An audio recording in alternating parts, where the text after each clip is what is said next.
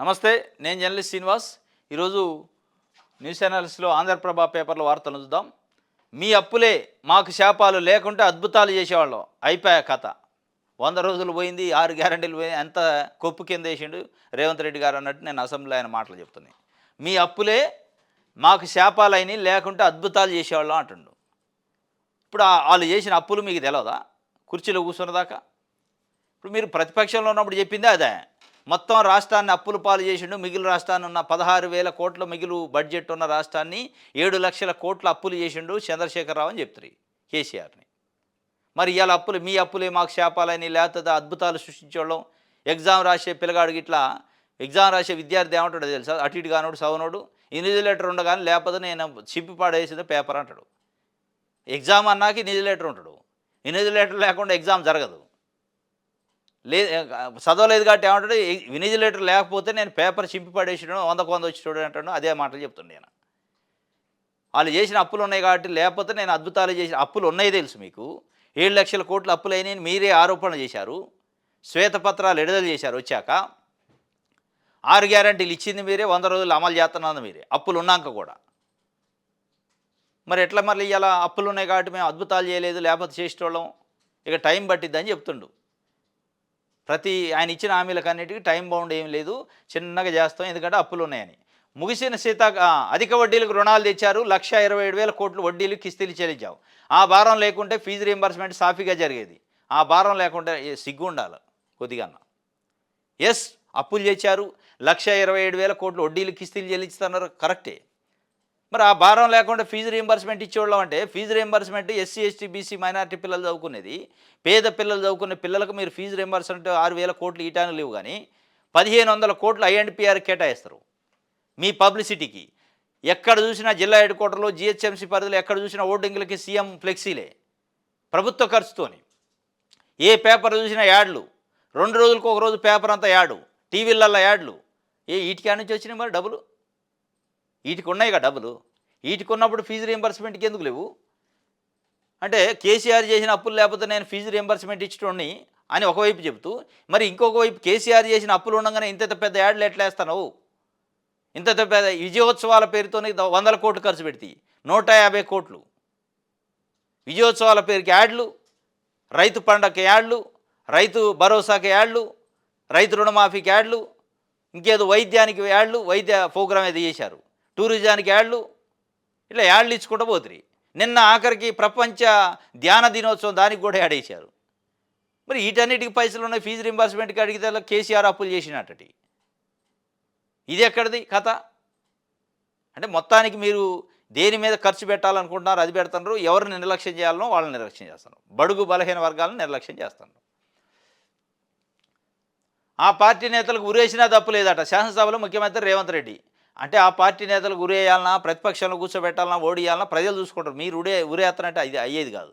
వాళ్ళకి ఏం చేయాలన్నా అది చేశారు. కర్రు కాల్చి వాత పెట్టారు. ఇగో ఇట్లాంటి ఓవర్ యాక్షన్లు చేస్తున్నారు. మళ్ళీ మీరు అదే చేస్తుంటారు.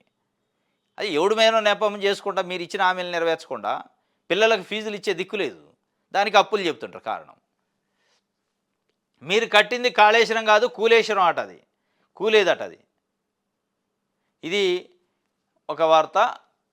మీ అప్పులే మాకు శాపాలని అంటాడు. రైతు భరోసా గ్యారంటీ అట సంక్రాంతి నుంచి అమలైద్దట. రైతు భరోసా చూశారు 3 రోజుల నుంచి రైతు భరోసా పైన 18వ తారీఖు ప్రకటన అన్నారు, 16వ తారీఖు ప్రకటన అన్నారు. ఈ చివరి రోజు కూడా పెద్ద ప్రకటన రాలే. అంటే ప్రకటన వచ్చింది సంక్రాంతికి ఇస్తామన్నాడు, కానీ ఎంతమందికి ఇస్తారు, ఎవరికి ఇస్తారని విధి విధానాలు లేవు. మళ్ళా సస్పెన్సే. వస్తుందా రాదా, ఎవరికి వస్తుంది, ఎన్ని ఎకరాల లోపు, ఈ అనేది చెప్పలే. సంక్రాంతికి అయితే అమలు అయిద్దట రైతు భరోసా గ్యారంటీ అట. బీఆర్ఎస్ హయాంలో రైతు బంధు అక్రమాలు, కొండలు గుట్టలు క్రషర్లకు ఇచ్చారు. ఇది మీరు ఎక్కినప్పటి నుంచి చెబుతుంటారు. ప్రతిపక్షంలో ఉన్నప్పుడు చెప్పారు, ఎక్కినప్పటి నుంచి చెబుతారు. సంవత్సరమే వాళ్ళు ఇచ్చారు రా నాయన. మరి మీరేమిస్తారో చెప్పండి. వాళ్ళు గుట్టలు కొండలు క్రషర్లకు ఇచ్చారు, మీరేమిస్తున్నారు? మీరు ఎవరికి ఇస్తున్నారు?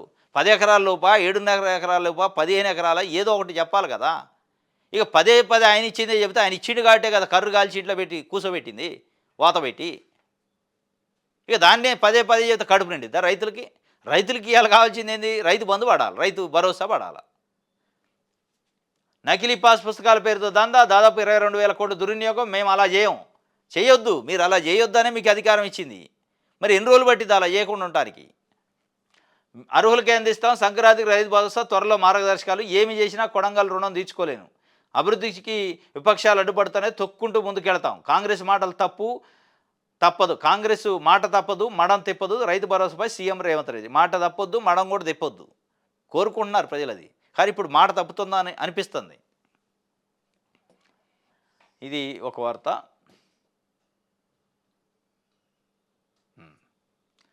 భూభారతి కాదు, అది భూహారతి. ఆబాది భూములపై కన్నేశారు, అందుకే కొత్త చట్టం, భూ సమస్యలు మరింత జటిలం. ధరణితో 1000 ఎకరాలు కాపాడాం, మండలిలో ఎమ్మెల్సీ కవిత గారు చెబుతున్నారు. భూభారతి కాదు, అది భూహారత అని ఆబాది భూములపైన కన్నేశారట, అందుకే భూభారత తెచ్చారు. మరి మీరు దేనిపైన కన్నేసి ధరణి తెచ్చారు ఎవడికి చెప్పకుండా? ఓవర్ నైట్లో మీరు కూడా దేనిపైన కన్నేశారు కదా. దేవాదాయ భూములు, ఇనాం భూములు, ఇవన్నీ ఎటుపోయినాయి, వక్ఫ్ భూములు, ఇవన్నీ కాజేశారట కదా. అదే కదా ఇప్పుడు ఆరోపణ. ప్రొహిబిటెడ్ ల్యాండ్ భూములు ఇవన్నీ కాజేశారు మీరు తెచ్చిందేమో మీరు ఒకదానికి, వారు తెచ్చింది ఆబాది భూములు అని మీరు చెప్తున్నారు. ఇది భూమి హారతి కాదు, భూభారతి కాదు, భూహారత అని మీరు చెప్తుంటే, రాబోయే ఎన్నికలు భూహారతిపై రెఫరెండమే అని శ్రీనివాసరెడ్డి రెవెన్యూ శాఖ మంత్రి చెబుతుండు. ధరణితో రైతులు నష్టపోయారు, గడిల్లోని చట్టాల రూపకల్పన.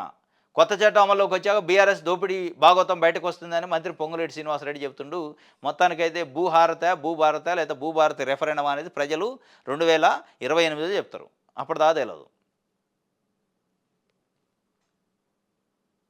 రైట్,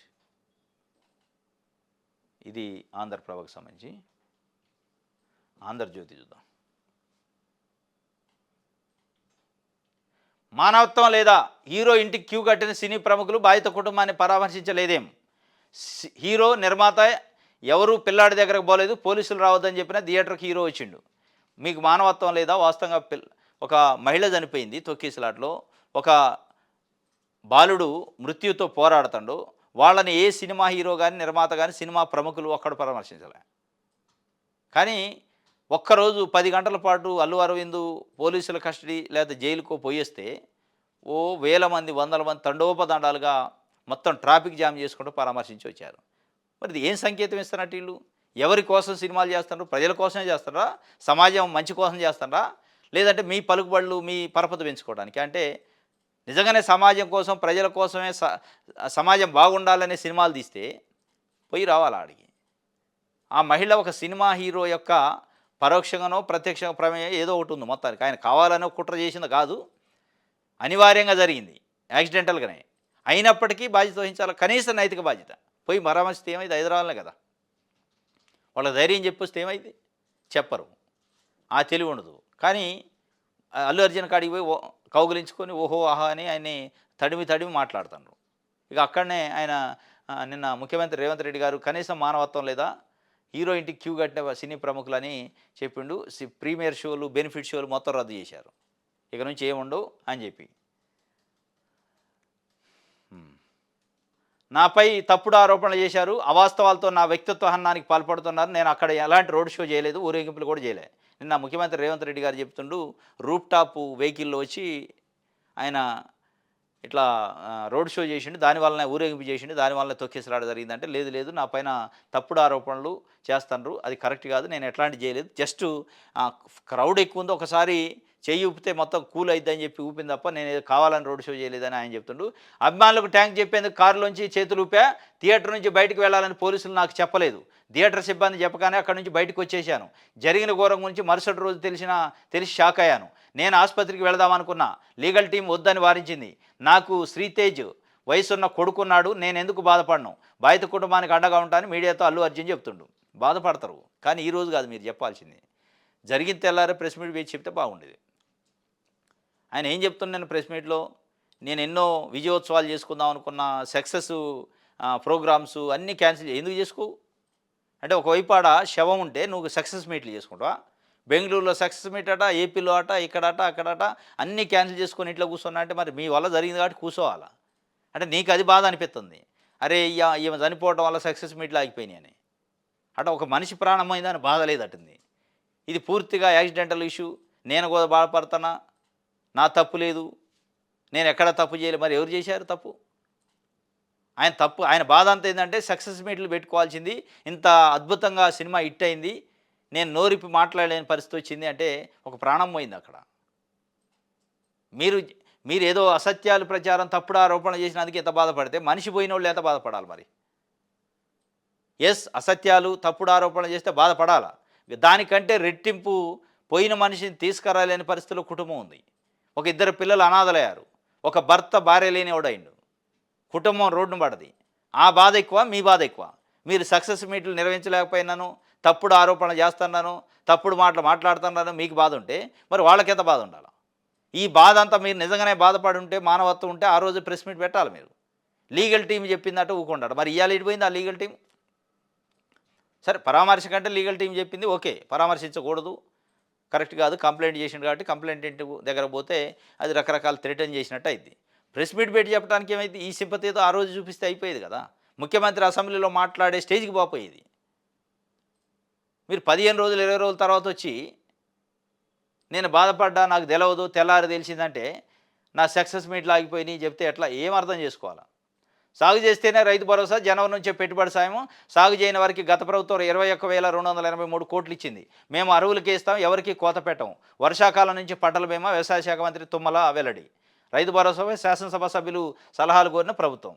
రైతు భరోసా సంక్రాంతి నుంచి ఇస్తారట, జనవరి నుంచి పెట్టుబడి సాయం సాగు చేసే వాళ్ళకి ఇస్తారట. ఇయ్యాల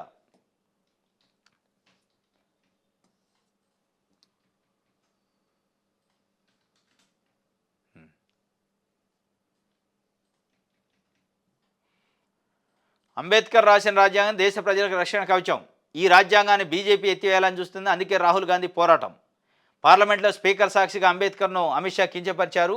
షా మాటలను మోదీ సమర్థించి బాబాసాహెబ్ను మరింత అవమానించారు. వారిద్దరూ క్షమాపణ చెప్పేదాకా పోరాటం.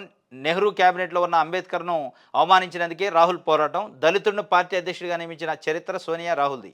హిందూ ముస్లిం సమస్త కులాలు జాతుల సమైక్యతనే రాహుల్ ఆకాంక్ష. అంబేద్కర్పై అమిత్ షా వ్యాఖ్యలకు నిరసనగా సంగారెడ్డిలో జగ్గారెడ్డి భారీ ర్యాలీ అట. ఇది పార్లమెంట్లో అంబేద్కర్ పైన అమిత్ షా మాట్లాడిన దానికి నిరసనగా నిన్న సంగారెడ్డిలో మాజీ ఎమ్మెల్యే జగ్గారెడ్డి పెద్ద ఎత్తున నిరసన కార్యక్రమం చేసిండు. ఆయన అంబేద్కర్ రాసిన రాజ్యాంగం దేశ ప్రజల రక్షణ కవచం లెక్క ఉంది, మీరు ఇలా అందరు పదవుల్లో ఉంది, దాన్ని బేస్ చేసుకొని ఈ రాజ్యాంగాన్ని బీజేపీ ఎత్తేయాలని చూస్తుంది కాబట్టే రాహుల్ గాంధీ పోరాటం చేస్తుండు అని చెప్పి అమిత్ షా వ్యాఖ్యలకు నిరసనగా సంగారెడ్డిలో పెద్ద ఎత్తున నిరసన చేశారు. అదేవిధంగా అమిత్ షా, మోడీ కూడా ఇద్దరు దేశానికి, జాతికి క్షమాపణ చెప్పే వరకు ఆగదని చెప్తుండు ఈ ఉద్యమం. ఇది జగ్గారెడ్డి నిన్న చేసింది. ఆంధ్రజ్యోతికి సంబంధించి వెలుగు పేపర్ చూద్దాం.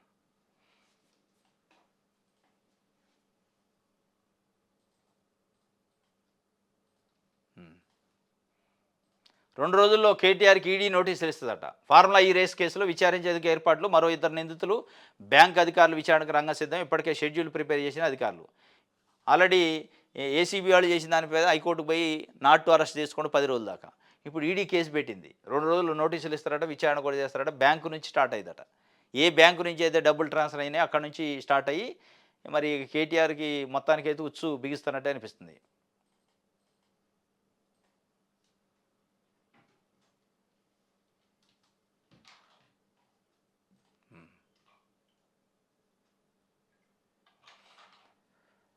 రైట్.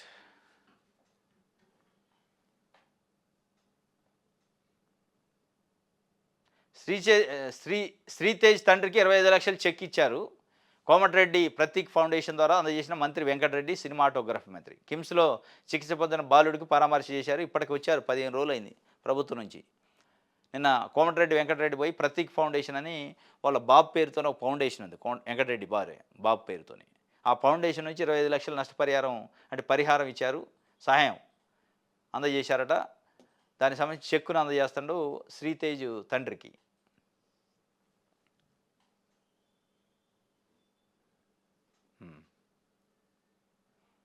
రైట్. ఇది వెలుగుకు సంబంధించి సాక్షి పేపర్. సినిమా వాళ్ళు స్పెషలా, వారిని ప్రత్యేకంగా ప్రకటించే చట్టాలు ఏమీ లేవు. అసెంబ్లీలో సీఎం రేవంత్ వ్యాఖ్య. ఏం స్పెషల్ ఏం కాదు, స్పెషల్ కాదులే కానీ మీరు ప్రీమియర్ షోలు, బెనిఫిట్ షోలు రద్దు చేశారు, మంచిదే, సంతోషం. ఈ రద్దు ఓన్లీ అల్లు అర్జున్ ఇష్యూ వరకే ఉంటుందా? తర్వాత మళ్ళీ యూటర్న్ తీసుకుంటారా? ఎందుకంటే మీ మీద చాలాసార్లు యూటర్న్ తీసుకున్నారు.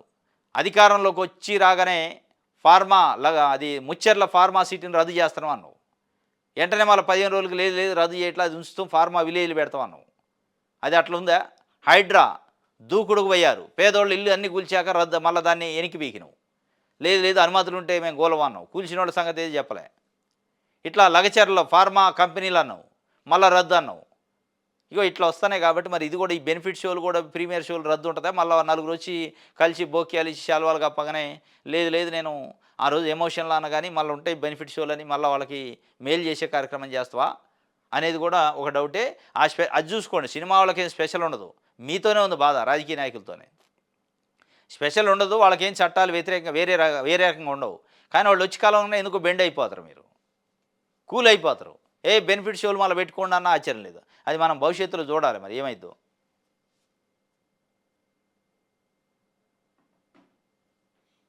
రైట్.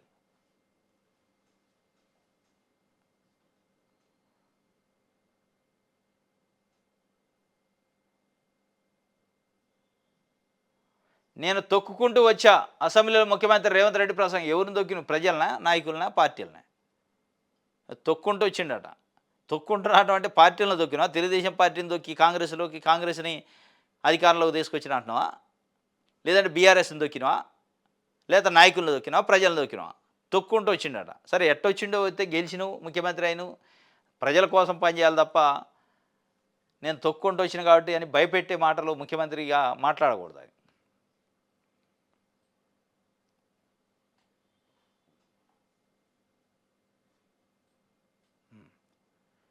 రైట్. ఇది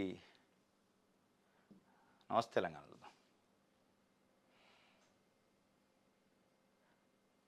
మా హామీలన్నీ అమలు కాకపోవడం నిజమే, ఇందుకు కారణం బీఆర్ఎస్ఏ. వచ్చిన ఆదాయము, చేస్తున్న అప్పులు మొత్తం చెల్లింపులకే. అందుకే 6 గ్యారెంటీలు అమలు చేయలేకపోతున్నాం. 2 లక్షల వరకు రుణమాఫీ మాత్రమే మాఫీ చేస్తున్నాం.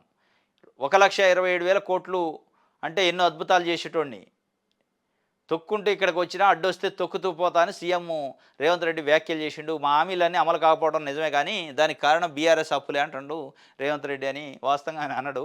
1,27,000 కోట్లు అప్పులు, కిస్తీల వడ్డీలు కట్టడం సరిపోయింది కాబట్టి నేను అద్భుతాలు చేయలేను, లేదా చేంజ్ చూపించడం అంటుండు. ఇంకోటి కేటీఆర్ ఒక సవాల్ చేసిండు.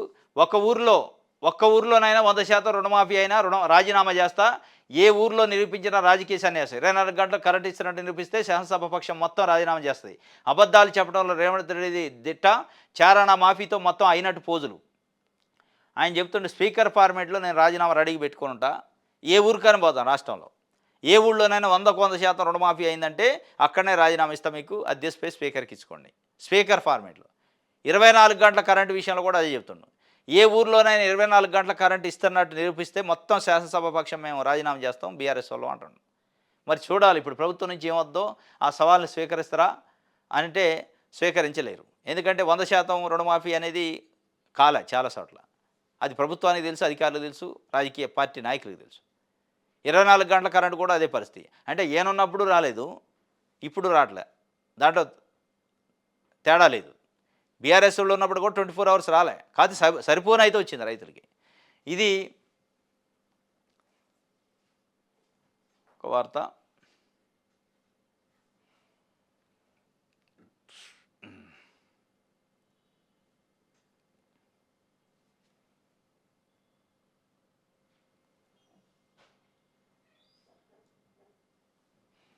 రైట్. నవ తెలంగాణ 10 ఏళ్ల పాలనపై సిగ్గుపడండి, రాష్ట్రాన్ని సర్వనాశనం చేశారు అని చెప్తుండు. వాళ్ళు సిగ్గుపడాల్సిన అవసరం వచ్చింది కాబట్టి ప్రజలు దింపారు. మరి వాళ్ళు సర్వనాశనం చేశారు, మీరు బాగు చేసే కార్యక్రమం చేయండి. మళ్ళీ వాళ్ళని తిట్టుకోవడం మీరు టైం పాస్ చేస్తే ఎట్లా? 10 ఏళ్ల పాలనట, చూసి సిగ్గుపడాలట. బీఆర్ఎస్ పాపాలు గ్యారంటీలకు శాపాలు అయినట్టు, అప్పులతో రాష్ట్రాన్ని సర్వనాశనం చేశారు అంటే బీఆర్ఎస్ పాపాలు చేసింది కాబట్టి గ్యారంటీలకు మీరు శాపాలు పెడతారా? మీకు తెలియదా బీఆర్ఎస్ అప్పులు చేసిందని? అప్పులు చేసినాక తెలిసే కదా 7 లక్షల కోట్ల అప్పు ఉందని తెలిసే మీరు హామీలు ఇత్తిరి. ఇవాళ బీఆర్ఎస్ పాపాలు మాకు శాపాలు అయినాయి గ్యారంటీల కంటే, గ్యారంటీలకు శాపాలు కాలే, ప్రజలకు శాపాలు పెడతారు మీరు.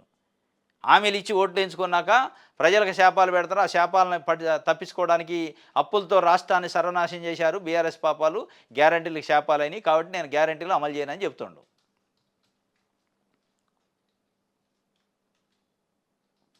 జనవరి 1 నాటికి భరోసా, రైతు భరోసా విధి విధానాలు వస్తాయట. అందరి సూచనలు తీసుకున్న తర్వాతే ఖరారు. ఏ ఒక్క రైతును తగ్గించే ఆలోచన లేదు. అసెంబ్లీలో వ్యవసాయ శాఖ మంత్రి తుమ్మల నాగేశ్వరరావు. అంటే విధి విధానాలు ఖరారు కాలే ఇంకా. జనవరి 1 నుంచి వస్తాయట విధి విధానాలు. ఆనాటికి వస్తాయి. ఇక సంక్రాంతికి డబ్బులు వేస్తారట. ఏ ఒక్క రైతును తొలగించరట. రైట్.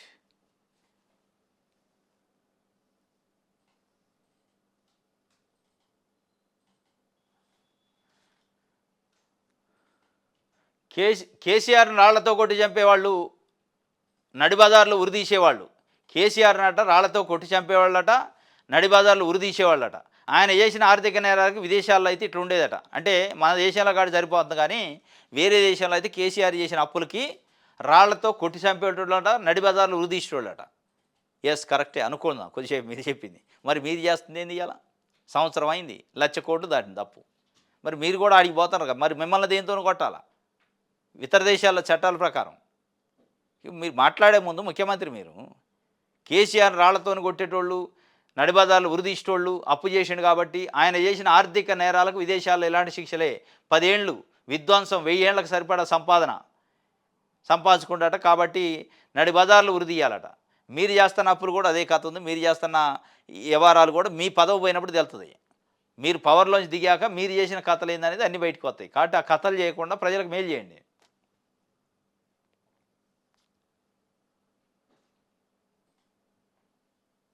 రైట్.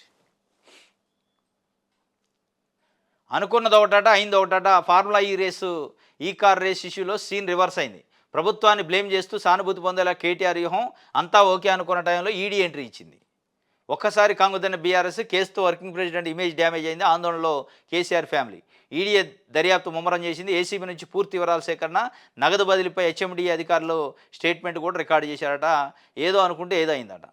ఈ ఎఫ్ఐఆర్ కాగానే కేటీఆర్ సంబరాలు చేసుకోండు పాపం. అంటే సంకలు గుద్దుకోండు, జైలుకు పంపుతారు మంచిగా సింపతి వద్దని. ఈ ఈ ఈ ఏడు ఎఫ్ఐఆర్ అవుతుండే ఈడీ అక్కడ ఒక ఎఫ్ఐఆర్ చేసింది. అది ఊకోదు కదా. ఈ రెండు ముప్పెట దాడి చేస్తేనే మొత్తానికి ఉచ్చు బిగిస్తుంది. ఇప్పుడు టెన్షన్లో ఉండట. మొత్తానికి అయితే అనుకున్నదే ఒకటి, దాన్ని ఏదో వాడుకోవాలనుకోండు. అది రివర్స్ కొట్టింది. రివర్స్ కొట్టి ఇప్పుడు ఏం చేయాలో తెలియని పరిస్థితి. ఇది దిశ పేపర్ సంబంధించి. ఎస్, ఇది ఈరోజు న్యూస్ అనాలిసిస్. రేపు తాజా వార్తలతో తిరిగి కలుసుకుందాం. Thank you.